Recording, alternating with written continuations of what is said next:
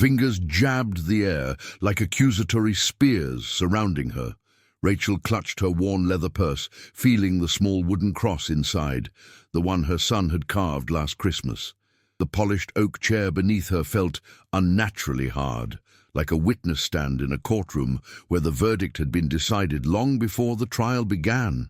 The meeting room's large windows let in the afternoon light, illuminating the dust particles floating between Rachel and her accusers. 7 parents on one side, 7 on the other, all dressed in clothes that whispered of comfort and privilege. "Your son doesn't belong here," said Mr. Whitfield, his gold watch glinting as he pointed directly at her face. "He's disrupting the educational environment we've worked so hard to cultivate." Rachel took a slow breath, steadying herself. She'd known this invitation to Westlake Academy's special parents' meeting wasn't going to be pleasant. What she hadn't expected was to be surrounded, seated alone, in the center of a semicircle of anger. "My son has maintained a 3.8 grade average, despite working 20 hours a week," she said, her voice softer than she intended. "And he's never once been late to class." "Grades aren't everything," Mrs. Blackwell interrupted, her crimson fingernails matching the aggressive tone of her voice. "Character matters at Westlake. And frankly, your son seems to be lacking in that department." Rachel swallowed.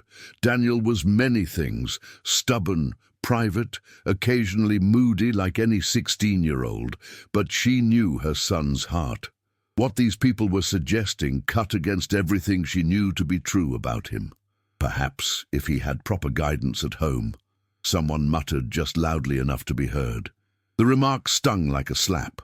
4 years as a single mother after Michael's death had been an uphill battle of double shifts and tearful nights. But she'd never once let Daniel see her falter in her faith that things would work out according to a greater plan. "Let's be specific about why we're here," Principal Edwards finally spoke, straightening his tie as if preparing to deliver a rehearsed speech. "Over the past month, several students have reported missing items. 3 cell phones, 2 graphing calculators, and Mrs. Henderson's daughter's diamond earrings. A family heirloom." Rachel's stomach tightened. "And you think Daniel took these things?" "He was seen near each student's locker before the items went missing," Mrs. Henderson said sharply. "And let's be honest, Mrs. Collins, your financial situation is, well, challenging. Temptation affects us all." Rachel gripped her purse tighter, feeling the edges of the wooden cross dig into her palm through the fabric. "My son is not a thief." "The evidence suggests otherwise," Mr. Whitfield said coldly. "And there's more. The bullying." Rachel blinked. "Bullying? Several students have come forward saying they've been intimidated by your son," Principal Edwards explained, sliding a folder across the small table separating them. "Demanding homework answers, lunch money. One student claims Daniel threatened him behind the gymnasium." Rachel stared at the folder but didn't touch it. The accusations were so far from the quiet, thoughtful boy who spent his evenings helping her around their small apartment or working at the local grocery store that she could barely process them. "There must be some mistake," she whispered. "The only mistake," Mrs. Blackwell said, leaning forward in her expensive blouse, "was allowing your son into Westlake on that scholarship in the first place. Some environments just aren't suitable for everyone." The implication hung in the air like poison. Rachel knew what they weren't saying, that their wealthy enclave had made an exception for Daniel, and now they regretted it. That a boy raised by a single mother, working as a hospital receptionist, couldn't possibly belong among the children of doctors, lawyers, and executives. "I'd like to speak with my son about these accusations," Rachel said firmly. "That won't be necessary," Principal Edwards replied. "The board has already made its decision. Daniel's scholarship is being revoked, effective immediately." The room seemed to tilt beneath Rachel. Daniel's scholarship was their lifeline, his path to a future different from her own struggle.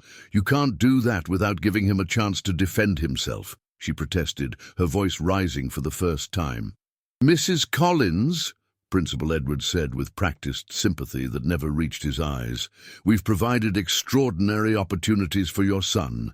But with these serious behavioral issues and his declining participation in school activities, we simply cannot justify continuing to invest in—" "Invest," Rachel interrupted, surprising herself with her boldness. "My son isn't a stock portfolio, he's a human being."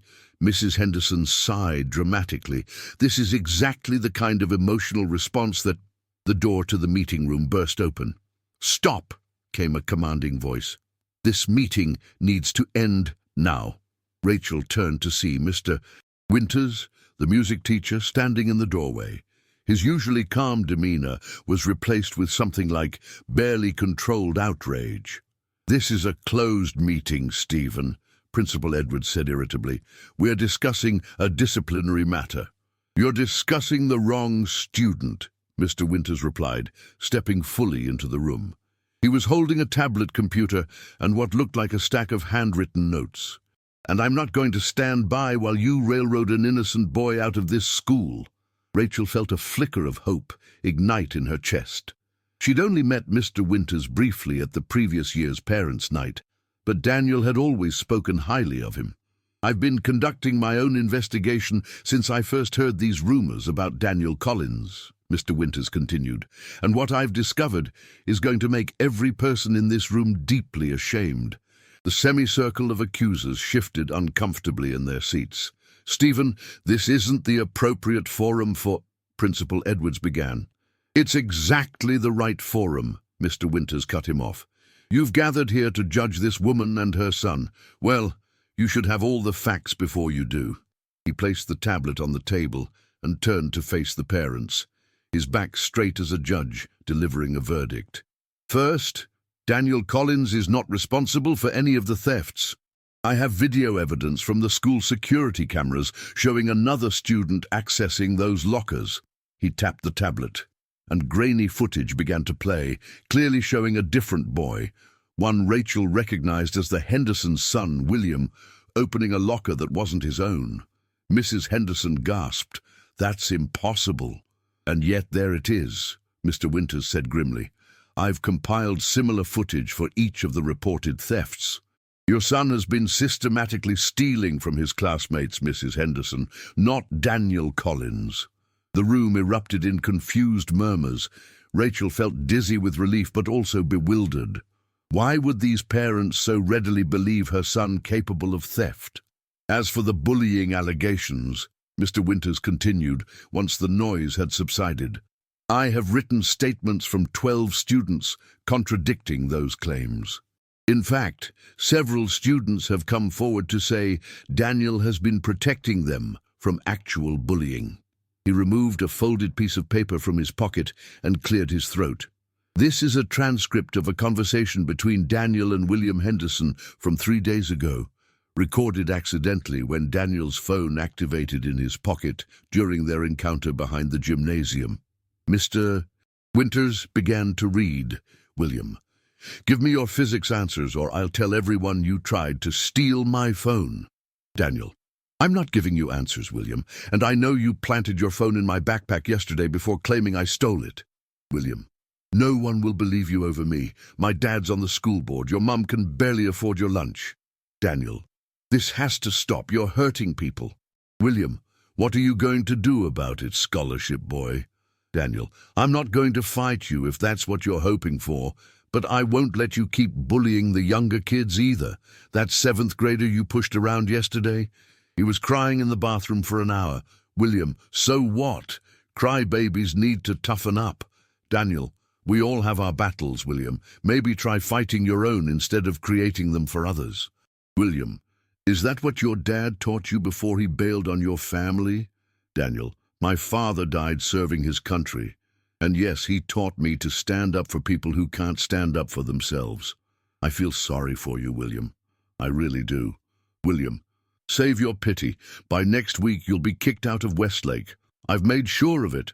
The room fell into stunned silence.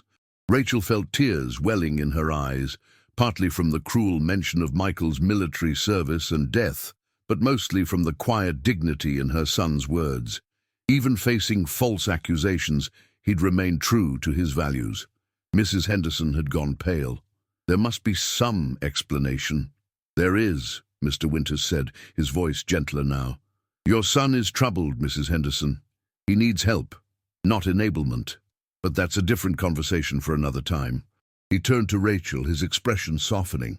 Mrs. Collins, there's something else everyone here should know about your son. Something that makes this witch hunt even more shameful. Rachel looked up at him, confused. Daniel was a good student and a hard worker, but he'd always been private about his school life, especially this year. For the past 6 months, Mr. Winters continued, Daniel has been tutoring struggling students after school, for free. He's been helping 7th and 8th graders with math and science 3 days a week. He refused to let me list it as community service for his college applications, said he wasn't doing it for credit. This was news to Rachel. Daniel had told her he was studying with friends after school on those days. But that's not all, Mr. Winters said, a note of pride entering his voice. Mrs. Collins, did you know that your son is the composer behind the anonymous Faith channel? Rachel's confusion must have shown on her face. It's a music channel. Mrs. Blackwell's daughter suddenly spoke up from where she sat beside her mother. It has like 40 million views. Someone keeps uploading these incredible piano compositions. Everyone at school listens to them when they're stressed about exams. That channel helped my son through his depression last year, another parent said quietly. Those pieces, they speak to something deeper. We play them at our house almost every evening. Mr. Winters nodded. Daniel has been composing and recording those pieces in the music room after hours. I discovered him there one night when I'd forgotten my briefcase. He swore me to secrecy, said he didn't want any attention for it, just wanted the music to help people who needed it. Rachel's hand went to her mouth. Daniel had been playing piano since he was 7, a second-hand upright they'd managed to squeeze into their small apartment. But she had no idea his music had touched so many people. The channel has generated substantial ad revenue, Mr. Winters added. Do you know what Daniel's been doing with that money, Mrs. Collins? She shook her head, tears now flowing freely down her cheeks. He established a scholarship fund. Anonymous, of course. It's already funding 3 students' tuitions at Westlake, students whose families fell on hard times mid-year and would have had to leave otherwise. The atmosphere in the room had transformed completely. Where there had been judgmental stares and pointing fingers, there was now stunned silence and downcast eyes. One of those scholarship recipients is your niece, Mr. Whitfield, Mr. Winters said quietly, after your brother lost his job last fall. Mr. Whitfield's face crumpled in shock. That's not... We were told it was an anonymous donor from the Alumni Association. It was anonymous, Mr. Winters agreed. Just not an alumnus. Just a 16-year-old boy who understands what it means to struggle and to have someone extend a helping hand. Rachel sat immobile, overwhelmed by what she was hearing. Her son, her quiet, hard-working Daniel, had been changing lives while she worried about making rent each month. He'd never said a word. Mrs. Collins, Principal Edwards said, his voice now trembling slightly, it seems we owe you and your son a profound apology. One by one, the parents who had been pointing fingers just minutes ago looked away in shame.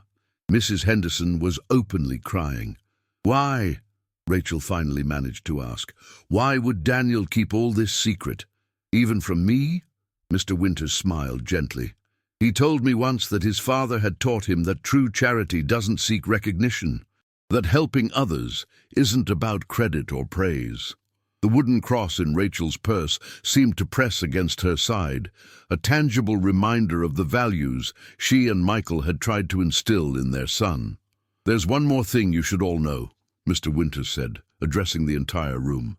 The reason Daniel's participation in school activities has declined this semester is that he's been working extra shifts at the grocery store.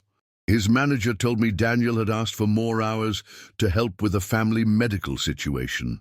Rachel's breath caught.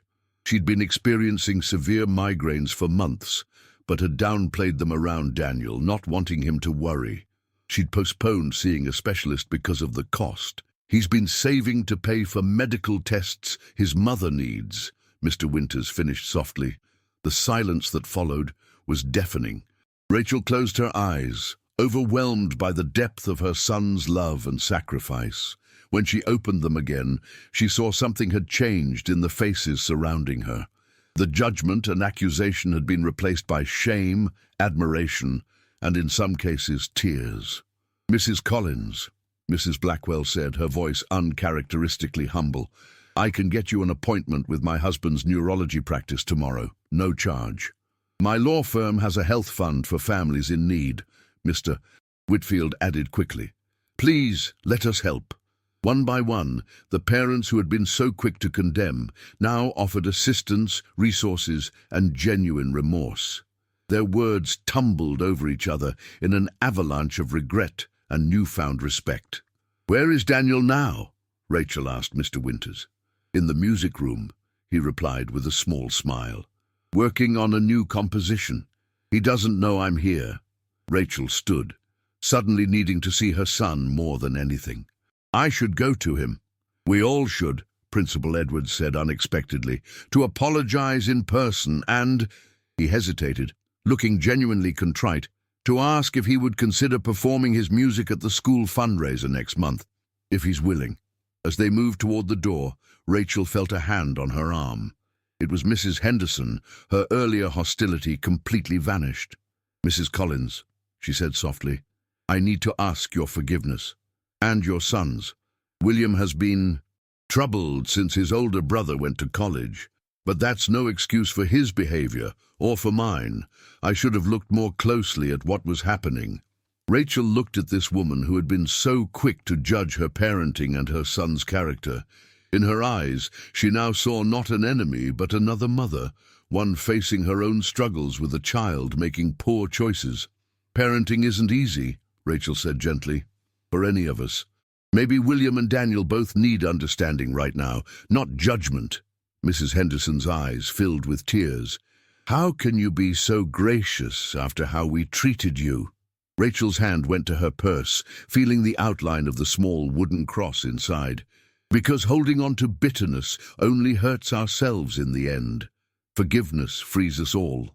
They walked together down the hallway toward the music room, the sound of piano music growing louder with each step. The melody was hauntingly beautiful, notes of struggle and hope intertwined, rising toward something that sounded like redemption. As they reached the door, Rachel paused, listening to her son's music and thinking about the quiet ways he'd been changing lives, including her own, all along. The love and pride that swelled in her chest in that moment was almost too much to contain. When they opened the door, Daniel looked up from the piano, surprise registering on his face, as he saw not just his mother, but the entire group of parents and the principal filing in behind her. "Mom?" he asked, confused. "What's going on?" Before she could answer, Mrs. Henderson stepped forward, tears streaming down her face. "Your mother," she said, her voice breaking, "raised an extraordinary young man. We came to ask for your forgiveness." One by one, the parents who had pointed accusing fingers now extended hands of apology and gratitude. Principal Edwards announced that not only was Daniel's scholarship secure, but the school would be establishing a music scholarship in his name for future students. As Rachel watched her son, bewildered but gracious in this unexpected moment, she thought about the journey that had brought them here, the struggles, the late nights, the prayers that had sometimes felt unanswered. Yet through it all, something beautiful had been forming in her son's heart, a strength of character that no accusation could tarnish. Later that evening, as they walked to their car under a sky scattered with stars, Daniel turned to her. "I should have told you about the music," he said quietly, "and the tutoring. I just didn't want you to worry about anything else." Rachel took her son's hand, the hand that created music that touched souls, that worked extra hours for her medical care, that refused to strike back when falsely accused. "Some lights can't stay hidden," she told him, squeezing his hand. "No matter how hard we try to cover them." Daniel smiled, looking up at the night sky. Dad used to say that, didn't he? About letting your light shine? He did, Rachel nodded, thinking of Michael and the legacy of faith and character he'd left behind in their son. And he would be so proud of how brightly yours is shining. As they drove home, Rachel thought about the wooden cross in her purse, a simple symbol that had reminded her of hope when she sat alone, surrounded by accusers. She thought about how quickly judgment had turned to mercy when the truth was revealed.